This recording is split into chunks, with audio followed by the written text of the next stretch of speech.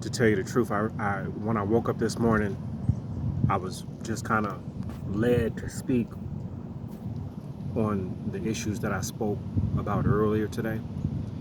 But I don't like this shit. I don't like using sentences where I am imploring black folks to do something when it comes to the subject of race, because I know um, a lot of shit that we know already. A lot of things that we deal with on a day-to-day basis, it's preaching to the choir, so to speak. But I think the main thing I wanted to get off was to let people truly understand, especially not people, men, black men. I wanted black men to understand that there's no need to act as if this shit out here ain't the most weirdest, cowardice, senseless foolishness that anybody can live in a lifetime, let alone just one goddamn day. And I'm pretty much talking to folks around my age, middle-aged black men. You know what I'm saying? This is what I'm talking to.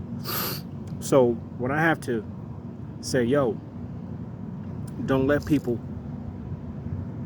give you a narrative of how to feel. If there's things within your being that ain't sitting right with you, speak about them, think about them.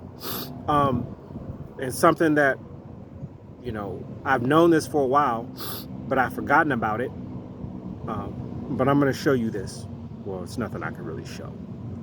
But I can't remember who I learned it from, but somebody was telling me about when you have negative feelings, or when you feel a way about a certain situation, don't fight it. Because on a daily basis, we get thousands of fucking thoughts. And it's always the low vibrational thoughts, the stuff about fear and hatred and stuff we don't like. Those are the things that stick to us the most. But just like any other thought, they all have a period of time in which they come through our being and in our experience.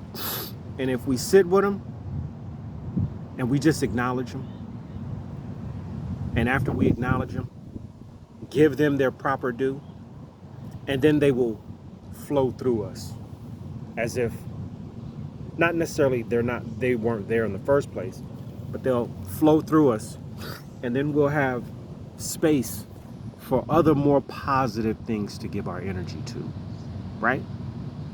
So I want people to understand that when you find out certain things that you don't want to see, especially online or even when you're watching TV, it's okay that you know of what happened, but let's begin to use just a simple form of damn near awakened meditation, if you will, where you got the thought, you have the thing that just kind of shook your spirit a little bit.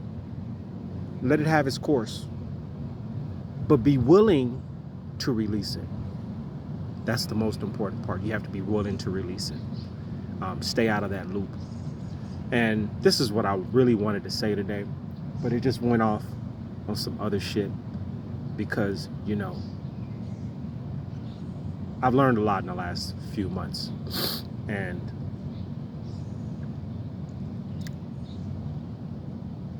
we are strong, beautiful people who are walking the world with an uncomfortable ass rock in our shoe. That's exactly what racism is. It's a goddamn uncomfortable a rock in your shoe. And it's really nothing to laugh about. They out here killing niggas out here.